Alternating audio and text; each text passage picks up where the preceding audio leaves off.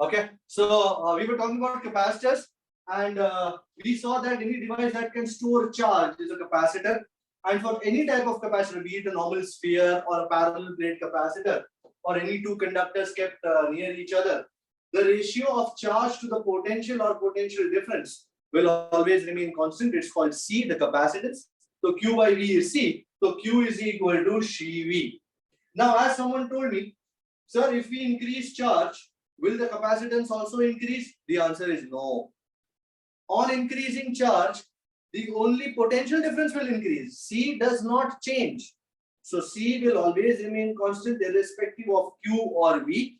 C depends only on the dimensions of the conductor or the distance between the two conductors, the geometrical shape, size, and the medium between the two conductors. So that is the idea. This is the idea of potential, the capacitance of a sphere.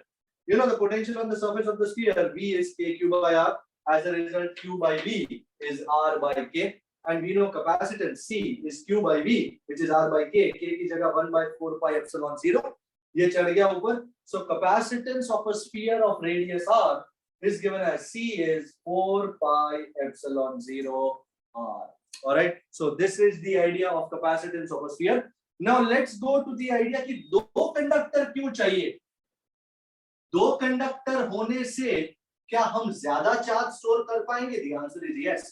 Reason, हम एक conductor को positive charge देंगे, दूसरे को negative देने वाले, and as a result जो उनका पोटेंशियल डिफरेंस है वो घट जाता है. As a result charge storing capacity बढ़ जाती है. So consider a system of two conductors. Let's call them 1 and 2. You can consider them to be spheres, or you can consider them to be any normal shaped conductors. This is conductor 1, and this is a very bad conductor. This is a conductor 2. एक के ऊपर आप positive charge लगा रहे हैं and दूसरे के ऊपर नेगेटिव चार्ज लगा रहे हैं. As a result what will happen now, the potential difference between the two conductors, V is equal to V1 minus V2. So potential जो difference है वो घट गया क्योंकि ये माइनस है. So potential difference घट जाने से the capacity to store charge, the charge will be allowed to store more. Thus, as potential difference PD decreases, now more charge can be stored in the system, on the system, yeah, in the system, on the system. So this type of two conductors oppositely charged, let us say इसका charge है plus Q और इसका charge है minus Q. हम charge on the system कोई भी एक ही consider करेंगे. हम ऐसा नहीं कह सकते कि plus Q और ये minus Q net is zero. Net तो हमेशा zero ही होता है.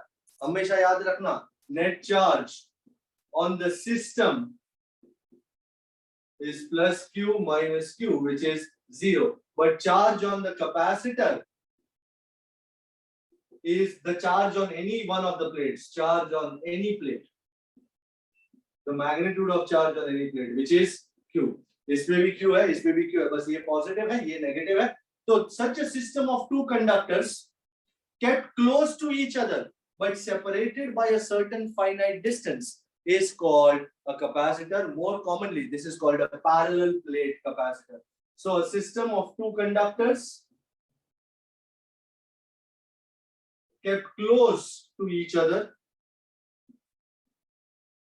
but separated by a small distance is your typical capacitor, is a capacitor.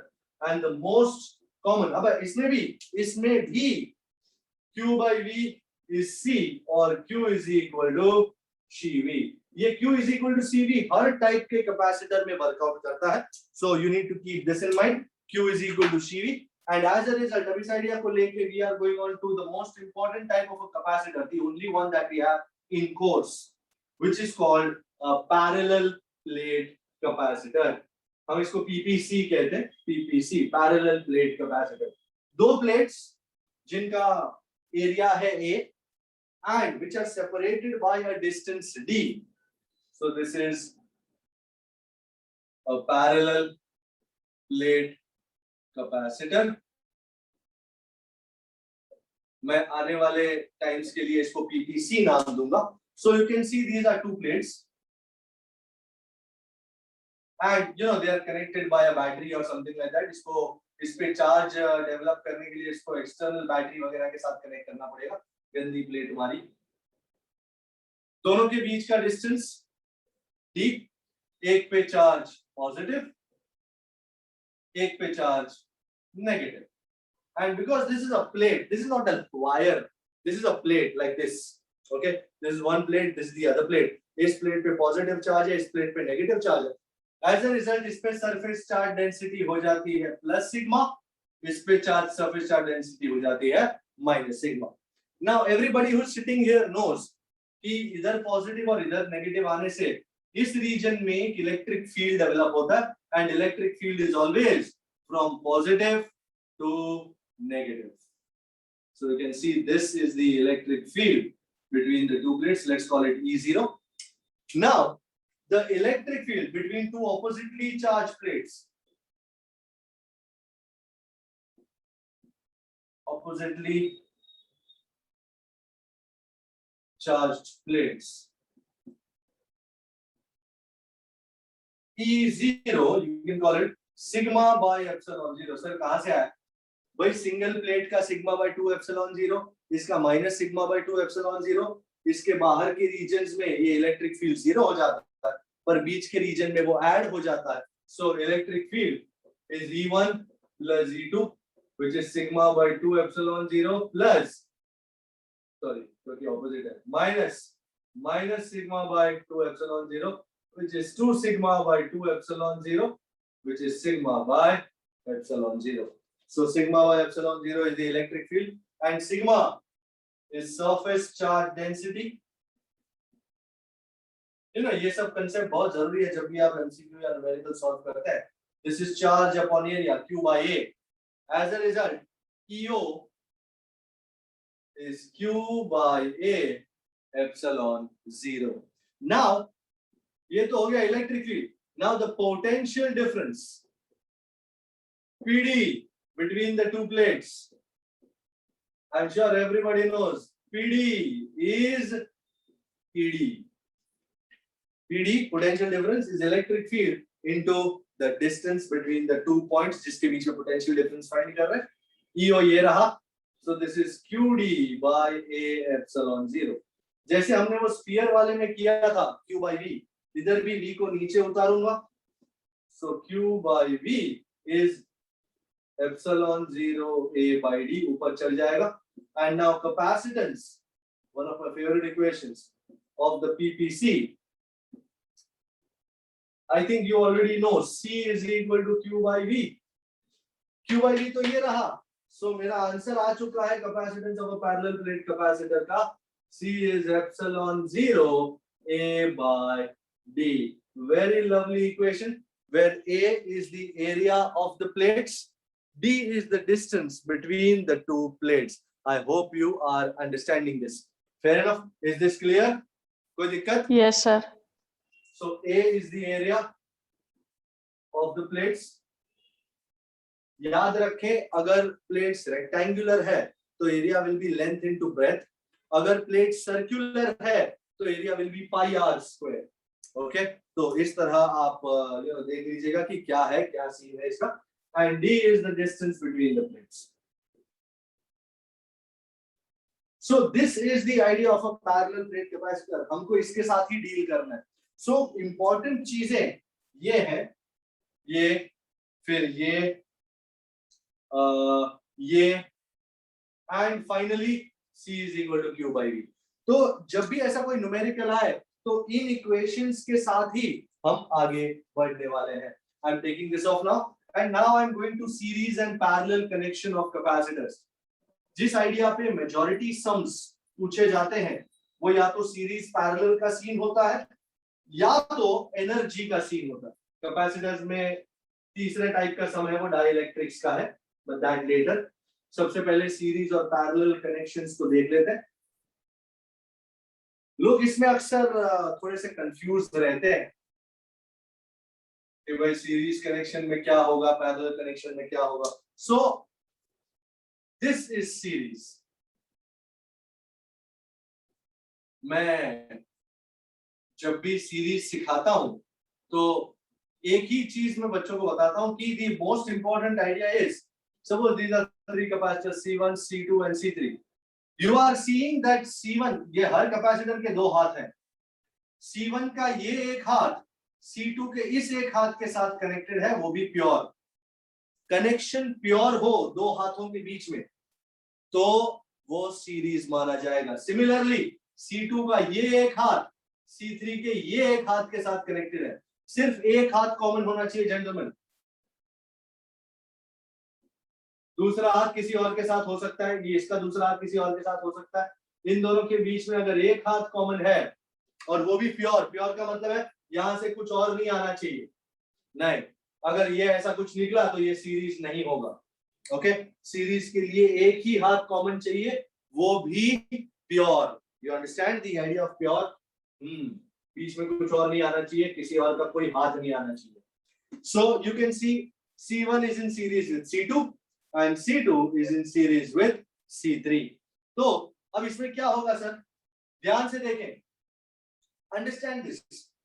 Now the positive terminal of this battery is connected only to this plate of C1. तो यहां से positive charge जो है वो यहां जाएगा. Let's call it plus Q. ये negative charge जो है वो यहां जाएगा उतना ही जितना पॉजिटिव चार्ज यहां से निकला ना, क्योंकि बैटरी एक ही है, उतना ही नेगेटिव चार्ज यहां से निकलेगा. And now by induction positive की वजह से यहां नेगेटिव इंड्यूस हो जाएगा, इस नेगेटिव की वजह से यहां पॉजिटिव इंड्यूस हो जाएगा. जितना पॉजिटिव यहां इंड्यूस हुआ है उतना नेगेटिव यहां इंड्यूस हो जाएगा, और जितना नेगेटिव यहां इंड्यूस हुआ है उतना पॉजिटिव यहां इंड्यूस हो जाएगा. So if you are looking carefully you will be able to see कि जितना चार्ज इस कैपेसिटर पे, वी कॉल इट Q, उतना ही चार्ज इस कैपेसिटर पे है, उतना ही चार्ज इस कैपेसिटर पे. So I will write it in blue. In series, the charge on each capacitor will be same. मैं हमेशा ब्लू में लिखता हूं पर लोग हमेशा भूल जाते हैं, वो इसको ब्लैक की तरह ट्रीट करते हैं, but it is not black, it is blue, and because it is blue, it is very true. So series हो अगर, इस पे भी चार्ज Q, इस पे भी चार्ज Q, इस पे भी चार्ज Q, तीनों सीरीज में है तो तीनों पे चार्ज क्यों होगा. पोटेंशियल जो है वो वेरी करेगा. इस पे V1 होगा, इस पे V2 और इस पे V3. This capacitor has got a potential difference V1, this capacitor has got V2, this capacitor has got V3, and in तीनों का sum will be equal to V. So from the figure V, so you can see potential is being divided, V1 plus V2 plus V3. I think everybody knows Q is equal to CV.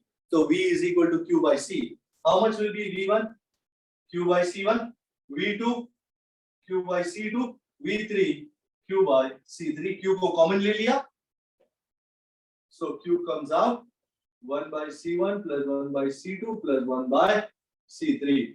And now V by Q. And now you'll ask me, sir, what now?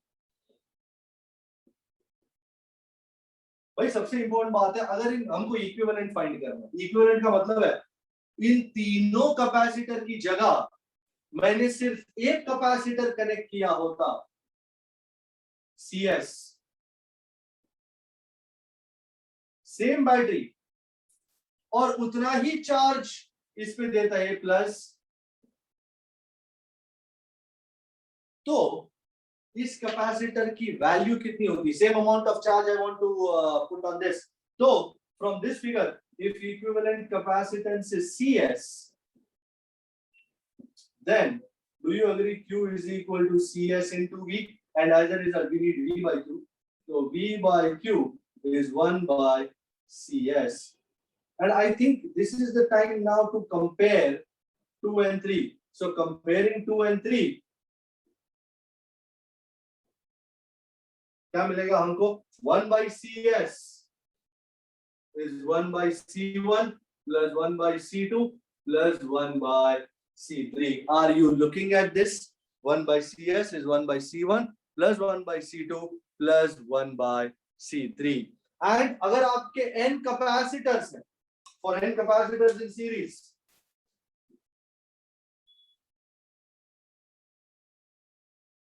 then 1/CS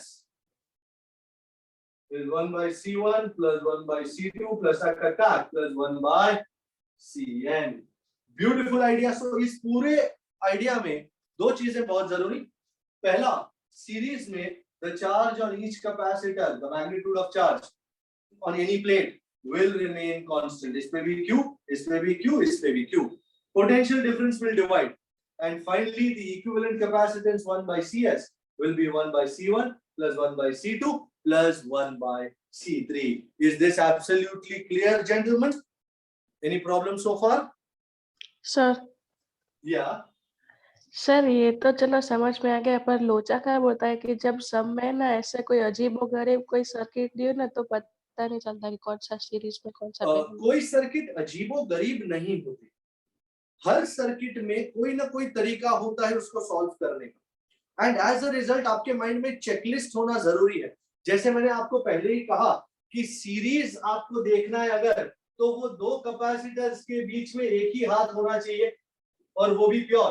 तो सबसे पहले जब आप देखते हो तो हम सबसे पहले सीरीज ही फाइंड आउट करने की कोशिश करते हैं कि भाई किसी कैपेसिटर का एक हाथ किसी कैपेसिटर के एक हाथ के साथ प्योरली कनेक्टेड है. अगर ऐसा नहीं है तो फिर पैरेलल पे जाते हैं. अगर पैरेलल भी नहीं है तो व्हीटस्टोन ब्रिज पे जाते हैं and so on and so fourth. But हमारे माइंड में, अब जैसे तेरे माइंड में चलता है, मेरे माइंड में भी चेकलिस्ट ही चलता है कि भाई सबसे पहले देखूं किसी का एक हाथ किसी के एक हाथ के साथ कनेक्टेड है प्योरली. अगर वो नहीं होता तो मैं पैरेलल चेक करता हूं. पैरेलल नहीं होता तो व्हीटस्टोन ब्रिज, नहीं तो फलाना ढीमका जो भी है. सो you know, you just can't take every possibility into consideration at once. नहीं, लोचा तब होता है जब आप सारी चीजें मिक्स कर देते हैं माइंड में, series parallel series parallel series parallel. नहीं, कुछ भी नहीं समझ में आएगा. अगर आप एक साथ सब कुछ देखना चाहेंगे तो एक भी समझ में नहीं आएगा. सो एक एक करके चेकलिस्ट बनाते जाओ कि भाई इसमें सीरीज लग रहा है, एक भी नहीं लग रहा है, छोड़ दो. पैरेलल लग रहा है, हाँ ये दो पैरेलल में लग रहे हैं, हाँ. And with that checklist in mind फिर आगे बढ़ा जा सकता है. बराबर. सर्किट कोई अजीबोगरीब नहीं होती, वो आपको लगती अजीबोगरीब है. बाकी सर्किट तो बढ़िया है, ठीक है ना? yes, वो आप अपने माइंड में उसको अजीबोगरीब बना दो. आपका माइंड उसको अजीबोगरीब बना दो कि क्योंकि सब कुछ एक साथ ही चेक कर लिया आपने, और सब कुछ एक साथ चेक कर लिया, आंसर तो किसी का मिला नहीं. सीरीज पता नहीं चल रहा है, पैरेलल पता नहीं चल रहा है, व्हीटस्टोन ब्रिज पता नहीं चल रहा है, सर्किट अजीबोगरीब है. ये तो ऐसा अंगूर खट्टे नहीं. तो जब भी सर्किट को देखें, मेक इट अ पॉइंट, शांति से एक एक चीज देखते जाओ. हाँ, प्रैक्टिस जितनी ज्यादा होती जाएगी सर्किट्स की, उतना आपको कॉन्फिडेंस और उतना आपकी स्पीड बढ़ती जाएगी. आप तुरंत देख पाओगे. आप 5-10 सर्किट देख लिए, अब मेरे को समझ में आता है कौन सीरीज में कौन पैरेलल में. व्हीटस्टोन ब्रिज देखते ही पता चल जाता है. तो वो प्रैक्टिस के साथ. You understand that? Yes sir. Okay. So please, मेरा आज का स्टेटमेंट है, कोई सर्किट अजीबोगरीब नहीं होती, हमारा माइंड उसे अजीबोगरीब बना देता है. एंड हर सर्किट को क्रैक करने का कोई ना कोई तरीका होता ही है. बस उसको शांति से देखते जाओगे, वो तरीका अपने आप आके आपके सामने खड़ा हो जाएगा कि भाई ये ट्राई किया, ये ट्राई किया, ये ट्राई किया. It's like that. Okay. Then we have parallel connection. Parallel तो बहुत ही बढ़िया है. You can see I've got 3 capacitors as before, but इस बार ये तीनों अलग तरीके से कनेक्टेड है. आप ये कह पाओगे सर प्योरली तो एक भी नहीं है यार, ये तो जानता हूँ. इसका एक हाथ इसके एक हाथ के साथ जरूर कनेक्टेड है, बट क्या ये प्योर है? नहीं, क्योंकि यहां से दूसरा निकल रहा है. उसी तरह इसका एक हाथ इसके एक हाथ के साथ बिल्कुल कनेक्टेड है, but is it a pure connection? नहीं, तीसरा निकल रहा है, बैटरी निकल रही है. सो सीरीज का मामला यहाँ पे सेट होता नहीं. तो सर क्या करें? पैरेलल चेक करो। अब पैरेलल के लिए क्या रूल है भाई, 2 हाथ कनेक्टेड होने चाहिए, दोनों हाथ। प्योर इम्प्योर का दंगा नहीं है पैरेलल में। So suppose you got 2 capacitors, ये एक ये 2, और इसका ये हाथ इसके साथ कनेक्टेड है, इसका ये हाथ इसके साथ कनेक्टेड है। भले बीच में से कुछ भी निकल रहा हो, भले बीच में से कुछ भी जा रहा हो, अपने कोई फर्क नहीं पड़ता। पर इसका ये हाथ इसके साथ है, हाँ है। इसका ये हाथ इसके साथ है, हाँ है। दोनों ने दोनों के दोनों हाथ पकड़े हुए, जी हाँ। एंड अगर दोनों ने दोनों के दोनों हाथ पकड़े हुए, डांस कर रहे हैं दोनों, भाई जब 2 लोग मिलके डांस करते हैं, 2 लोग, सिर्फ 2 लोग, you know it's like a ball dance, तो दोनों ने दोनों के दोनों हाथ पकड़े हुए होते हैं ना, कि तीसरा हाथ किसी और के साथ हो तो अपने कोई फर्क नहीं पड़ता, पर दोनों तो दोनों के साथ हैं। ये दोनों तो एक दूसरे के साथ डांस कर रहे हैं, भले बाहर से किसी ने भी पकड़ा हुआ है, कोई फर्क नहीं पड़ता, पर तू मेरे साथ, मैं तेरे साथ। Okay, this is the idea of a parallel connection. I hope you understand my idea. Anybody there to understand the idea? Yes, sir. Yes, sir. All right, that's not lovely. That's lovely. Okay, so इसने C1 और C2 ने दोनों के दोनों हाथ पकड़े हुए हैं, C2 और C3 ने दोनों के दोनों हाथ पकड़े हुए हैं, तो C1, C2 और C3 तीनों पैरेलल में है। एंड लोचा क्या होगा, अब ये बैटरी जो है ना, उसको तीनों को सेटिस्फाई करना है, तो तीनों की कैपेसिटी के अनुसार, यू नो ये तो एक माँ है जिसके पास 10 रोटी है और उसको 3 बच्चों को खाना खिलाना है। एक बच्चा है 3 साल का, एक बच्चा है 10 साल का, और एक बच्चा है 15 साल का। क्या वो तीनों को, अच्छा सपोज 9 रोटी, इक्वल डिस्ट्रीब्यूशन हो सकता है, क्या तीनों को 3-3 रोटियां देंगी? नहीं, ये बड़ा वाला है, इसकी भूख ज्यादा है, इसकी कैपेसिटी ज्यादा है, तो ये ज्यादा खाएगा। इससे छोटा ये है तो ये उससे कम खाएगा, उससे छोटा ये है तो ये सबसे कम खाएगा। सो माँ इस हिसाब से सारी रोटियां देंगी कि भाई जिसकी जितनी कैपेसिटी है, भाई ये 5 रोटी खा सकता है तो इसको 5 रोटी मिलेगी, ये 3 रोटी खा सकता है तो इसको 3 रोटी मिलेगी, ये 1 ही रोटी खा सकता है तो इसको 1 ही रोटी दी जाएगी। क्या तीनों को 3-3 रोटी ले ठूस हो सकता है ऐसा? नहीं। No, sir. तो ये बैटरी जो है वो माँ है, और उसको तीनों को अलग अलग कैपेसिटी वाले लोग हैं, अलग अलग कैपेसिटी के हिसाब से चार्ज देना है। तो this is the most important idea in a parallel connection, कि चार्जेस तीनों पे अब अलग अलग आएंगे। ओके, तीनों पे चार्जेस अलग अलग आने वाले हैं। इस पे लेट अस से चार्ज है Q1, इस पे लेट अस से चार्ज है Q2, और इस पे चार्ज है Q3। But the most important aspect here is that PD remains the same. इसके दोनों प्लेट्स के साथ है, यही दोनों इन दोनों के साथ है, यही दोनों इन दोनों के साथ है। So the potential difference across each capacitor will remain same. So in parallel, the potential difference, the PD across each capacitor is same. हाँ, the charge, total charge will divide according to their capacities between the 3 capacitors. So suppose battery दे रही है total charge Q, तो ये total charge Q जो है वो तीनों में बटना है। So total charge Q will be Q1 plus Q2 plus Q3. Everybody knows Q is equal to CV. So Q1 is C1V. Sir V1 क्यों नहीं? क्योंकि तीनों के अक्रॉस पोटेंशियल डिफरेंस V ही है। Q2 C2V and Q3 C3V. तो V को common ले करके, so this is my equation number 1. And as I said, equivalent, if equivalent capacitance is Cp, then Q is equal to Cp into V. And now, but of course, I'm going to equate 1 and 2. So Cp into V is C1 plus C2 plus C3 into V. V cut. So what does your parallel capacitance become? Cp, C1 plus C2 plus C3. Easy peasy, lemon squeezy. And ये तो 3 के लिए है.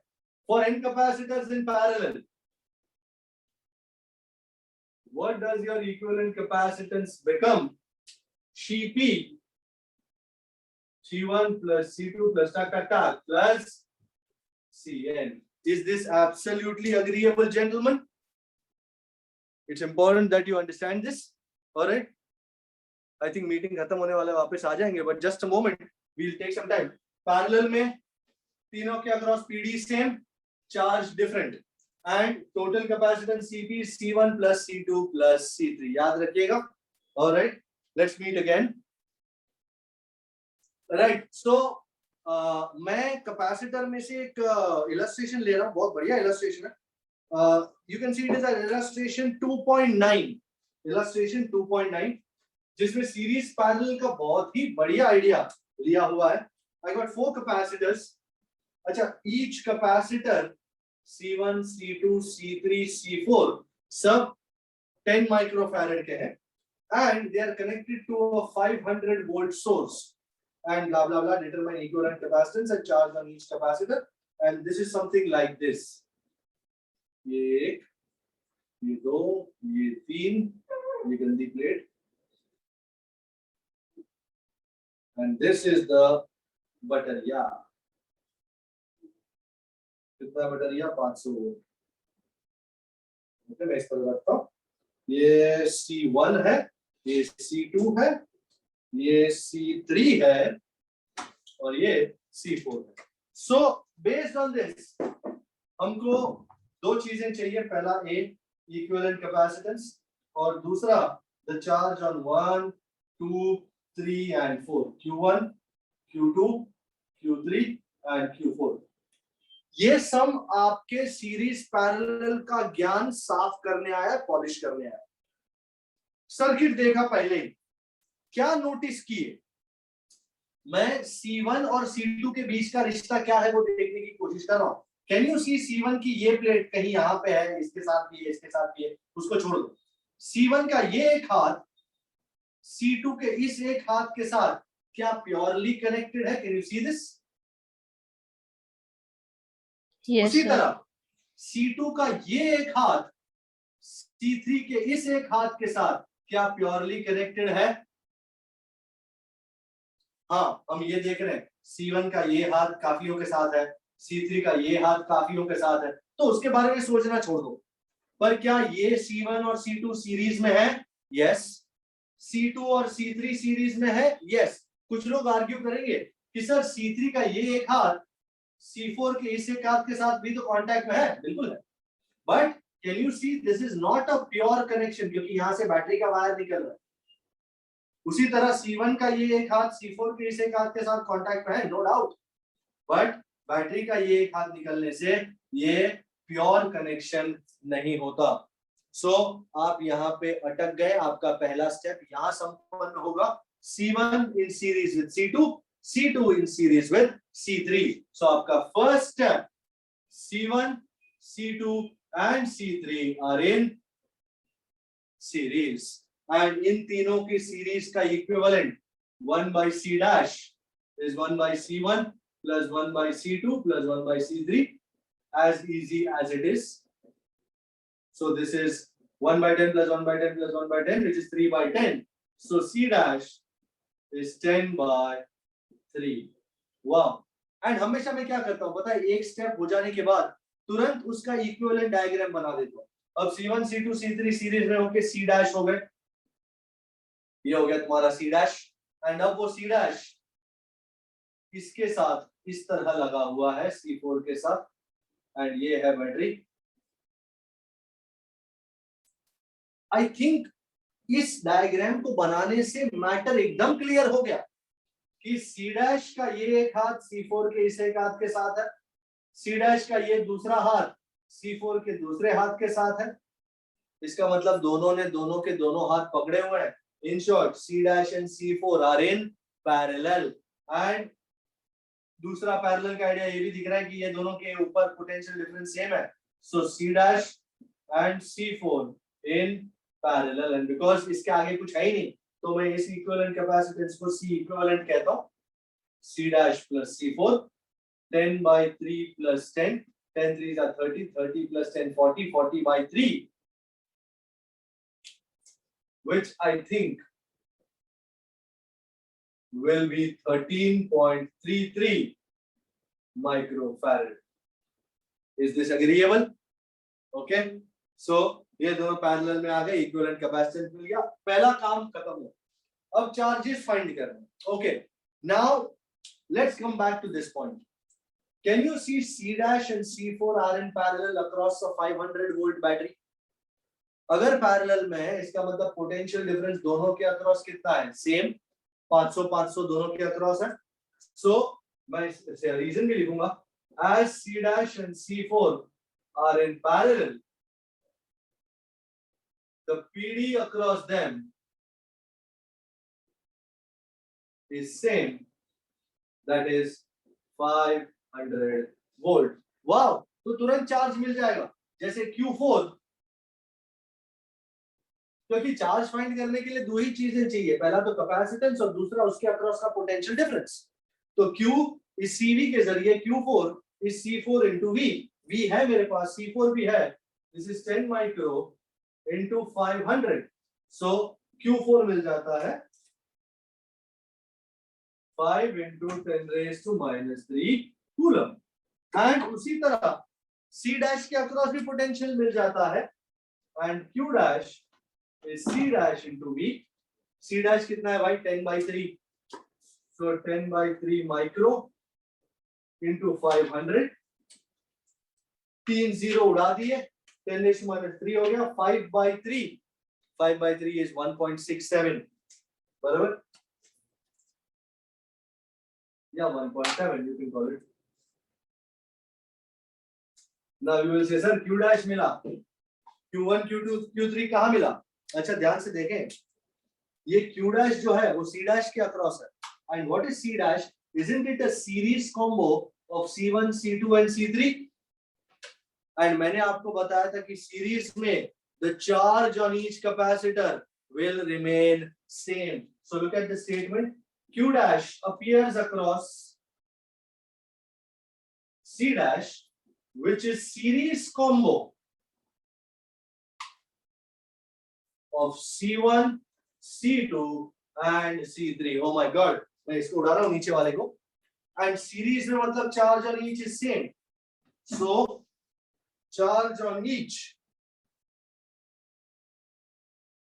capacitor is same. अर्थात Q1 will be same as Q2, will be same as Q3, will be same as Q dash. तो यहाँ पे आपको finally Q1, Q2 और Q3 की वैल्यू मिल गई है 1.67 into 10 raised to minus 3 coulomb.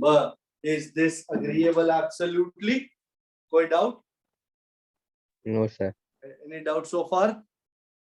All right. So let's go on to acha, any other numerical that you want me to solve regarding series parallel stuff? कि energy पे चले, energy पे चलते हैं, है ना?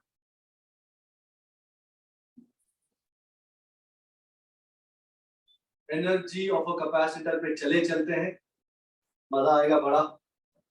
क्योंकि कैपेसिटर फाइनली तो एक ऐसी डिवाइस है ना जो चार्ज स्टोर करती है और साथ में इलेक्ट्रोस्टैटिक पोटेंशियल एनर्जी भी स्टोर करती है. So what is the equation for energy stored in a capacitor? Electrostatic potential energy क्या होगी उसकी, वो जानना है. So this is energy stored in a capacitor. You know हम बेसिकली क्या अज्यूम कर रहे हैं कि जो हमारी दो प्लेट्स हैं वो इनिशियली अनचार्ज्ड है, पर ये भी इलेक्ट्रिकली न्यूट्रल है, ये भी इलेक्ट्रिकली न्यूट्रल है. एंड हम इसमें से पॉजिटिव चार्ज निकाल के इस पे स्टोर करते हैं. वर्क करना पड़ता है हमको, ऐसे खुद नहीं होगा. तो हम पॉजिटिव चार्ज निकाल के इस पे डालते जाते हैं, तो इस पे पॉजिटिव आता जाता है, और क्योंकि इस पे से जितना पॉजिटिव कम होता जाएगा उतना नेगेटिव दिखता जाएगा. सो लेट अस से एट वन पॉइंट ये करने में इस पे चार्ज आ जाता है प्लस क्यू डैश और इस पे चार्ज आ जाता है माइनस क्यू डैश. तो अब क्या चाहते हैं हम? सबसे पहली बात, so at one point the charge on plates 1 and 2 is plus q dash and minus q dash respectively. अब मैं क्या चाहता हूं, अब मैं छोटा सा चार्ज, मैं वर्क फाइंड करना चाहता हूं, मैं छोटा सा लेटर से डेल्टा क्यू डैश यहां से लेकर यहां तक लेके जाना चाह रहा हूं, कितना वर्क करना पड़ेगा मुझे, द वर्क डन, अच्छा सबसे पहले वर्क डन तो ठीक है, अच्छा work done in taking charge delta q dash from plate 2 to plate 1. Do you know work is equal to qv? Work delta w is charge into potential difference. So delta q dash into the potential difference v dash. Do you know v dash is v is equal to q by c? Well, so v dash q dash by c. Wow, lovely equation. q dash by c into delta q dash. ऐसे ही छोटे छोटे steps के जरिए total work find करना चाहता हूं, charging it from 0 to q. So total work integration आ जाएगा to be done in charging the capacitor from 0 charge to q charge. Work integral dw dash या dw is integral q dash by c into dq dash 0 से लेकर q तक. 1 by c बाहर आ गया. And I think everybody here knows integration. Integral x raised to n dx, x raised to n plus 1 by n plus 1. So 1 by c q dash square by 2 0 से लेकर q तक. पहले upper limit minus करके lower limit. So work done is q square by 2c. Wow. And this work done, ये हमने जो भी work किया is stored as potential energy. As a result, the potential energy of a capacitor U is q square by 2c. Now somebody will tell me, sir, q is equal to cv भी तो है. Yes, है ना. Also q is equal to cv. So this makes it q की जगह cv लगा दो तो c square v square by 2c. एक c कटा, so एक और इक्वेशन मिला half c v square. And अगर आप v की जगह पे अब मैं इसको एक अलग तरीके से भी देखता हूं, तो q is equal to cv के तरीके से तो देखा, अब c is equal to q by v के तरीके से भी देखूं तो ऑल्सो तो u is equal to q square by 2, q by v, by चढ़ गई ऊपर, q कटा, हाफ qv. तो तीन इक्वेशन है कैपेसिटर की एनर्जी के. सो u मेरा सबसे फेवरेट ये है half cv square, second favourite ये है q square by 2c, and last half qv.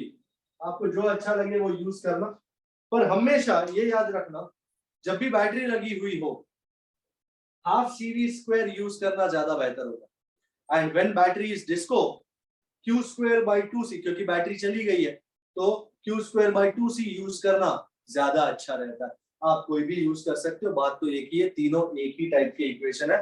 Is this agreeable? And इसको देख करके आई थिंक हम एनर्जी डेंसिटी पे जा सकते हैं. Energy density will be the energy stored per unit volume. Let me show this to you. Energy density यहीं पे डेराइव कर देंगे. Energy density, you can treat it as a separate equation also.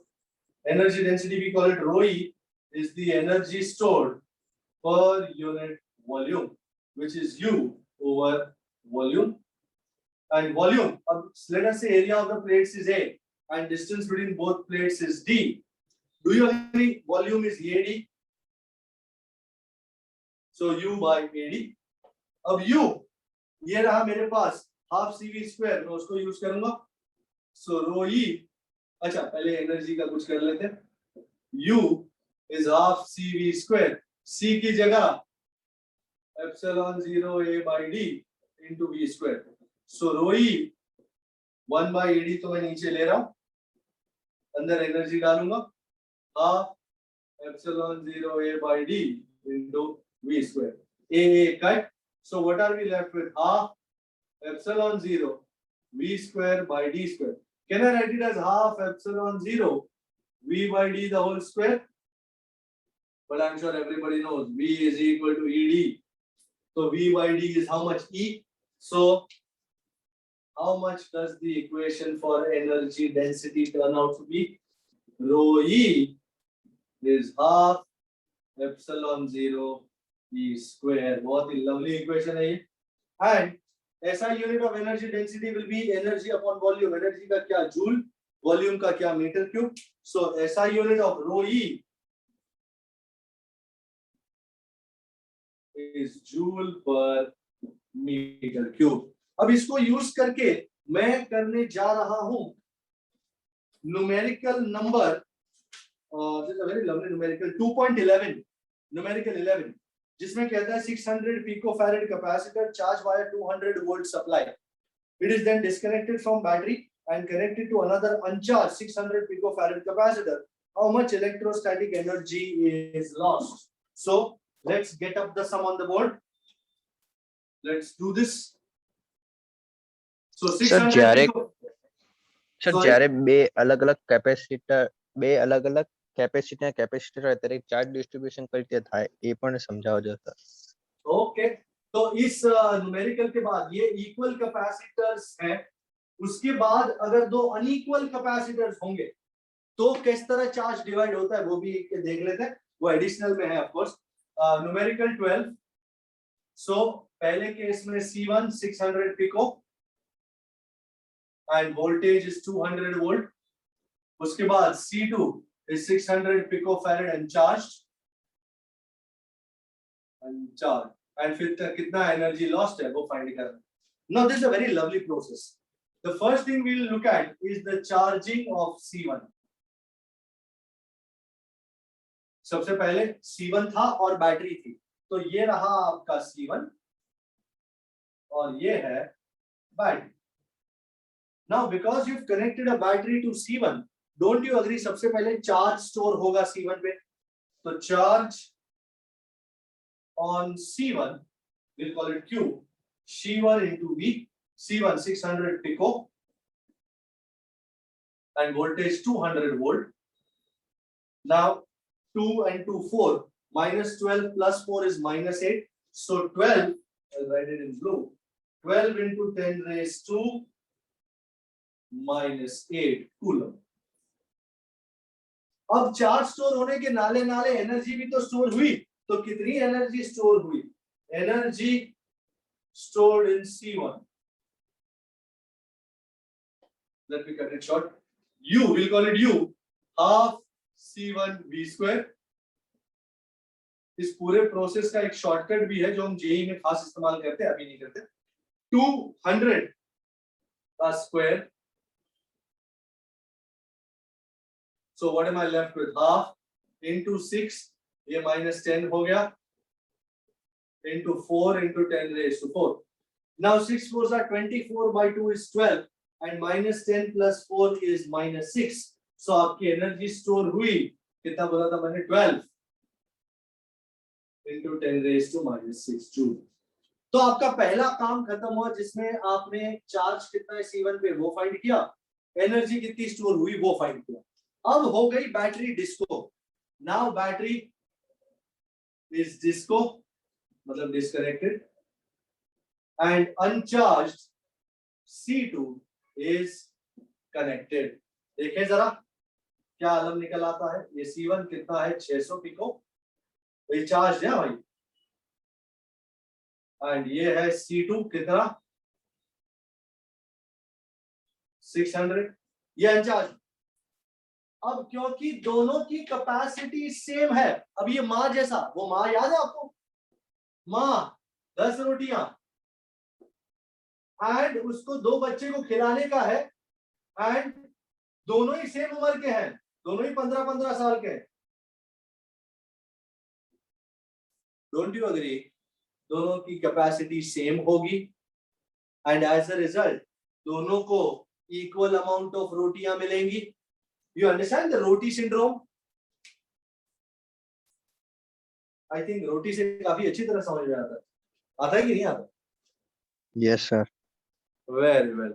सो दोनों equal capacity के हैं and total charge Q अब बांटना है, तो डू यू अग्री दोनों में इक्वल बांटा जाएगा? So as C1 is equal to C2, so charge will divide equally. Okay, and charge के equal division की वजह से so Q1 is Q2, आधा आधा हो जाएगा दोनों में, 12 का आधा 6,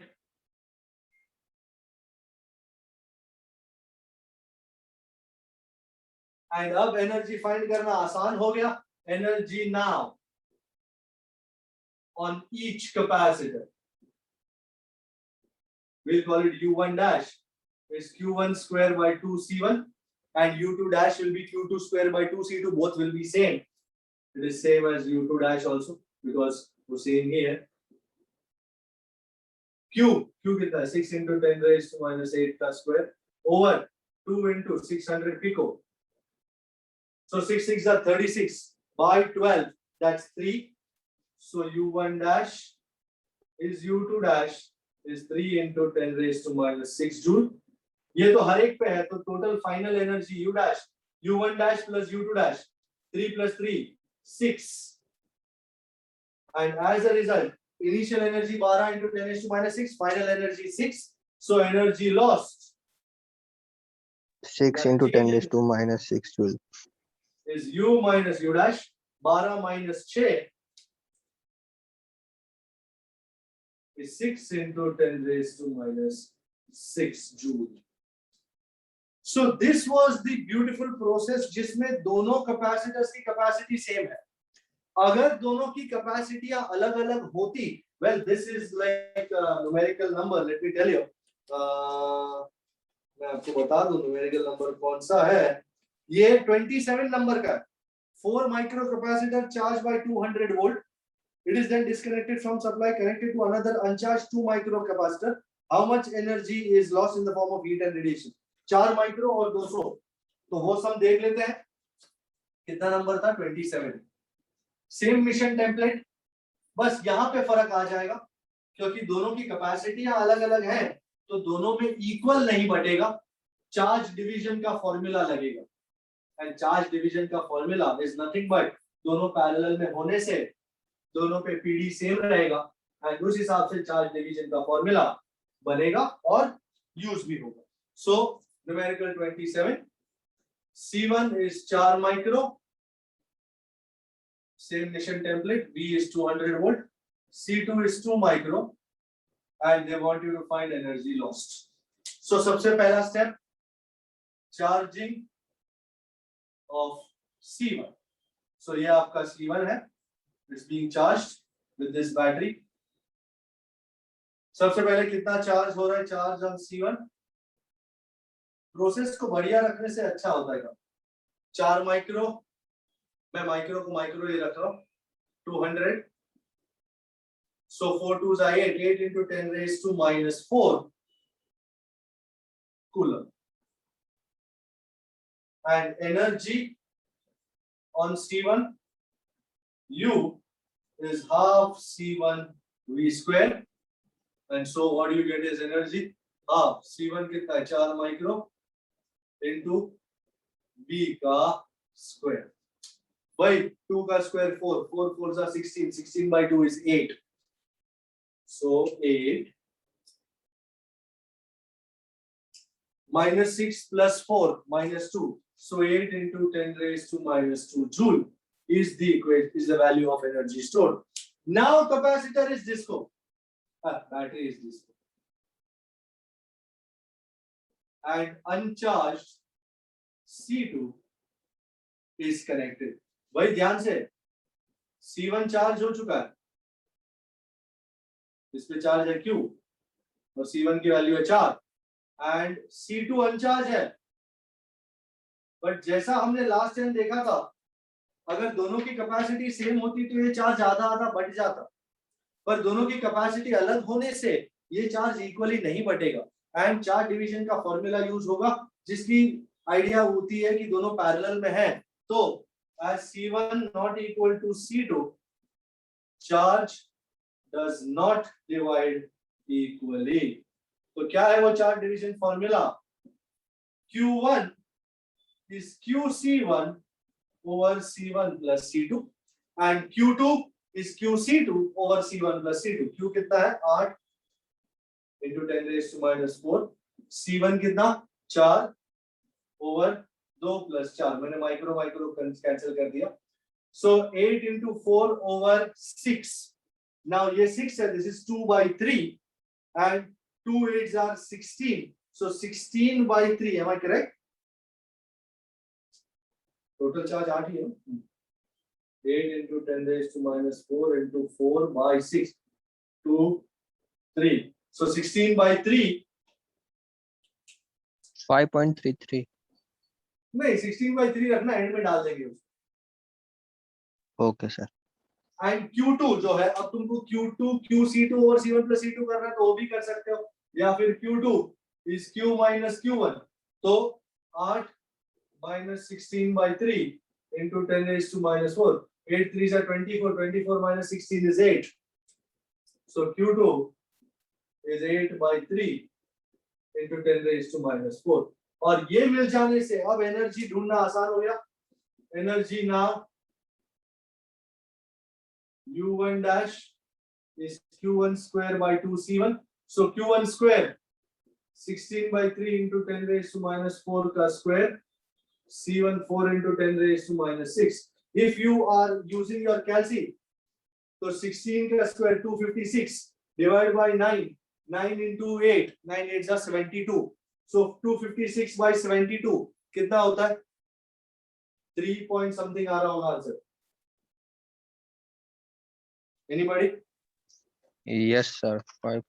256 divided by 9 divided by 8. 3.55. 3.55. 3.55. So U1 dash is 3.55 into 10 raised to minus 2 joule. And similarly, U2 dash is Q2 square by 2C2. This is 8 by 3 into 10 raised to minus 4 का square. 2 C2 कितना? 2 into 10 raised to minus 6. So 8 का square 64 divided by 9 and 4. 9 4s are 36. 64 divided by 36. 1.77. Check. 1.78 sir. 1.78. 1.78. Okay. Into 10 raised to minus 2 joule. And as a result, total final energy U dash is U1 dash plus U2 dash and 1.78 plus 3.55. 5.33. 5.33. So U dash is 5.33 into 10 raised to minus 2 joule. And energy lost, initial energy minus final energy, 8 minus 5.33, which is 2.67. बराबर. Yes, 2.66 या 2.67 कहाँ लिख दूं? मैं यही लिख देता हूँ ऊपर. So energy lost. So energy lost as heat and electromagnetic radiation, U minus U dash, that will be equal to 2.67 into 10 raised to minus 2 joule. Is this absolutely agreeable? Yes Or sir. Shak? No. Any Shak is there? बराबर. तो मेरे को जो दिखाना था वो मैंने दिखा दिया. कुछ और अगर पूछना हो तो आप मुझसे लाइव भी पूछ सकते हैं. Alright, so let's call it a day. Any other questions? No sir. Alright, so I'll see you when I'll see you. You take care. Bye bye. Bye sir.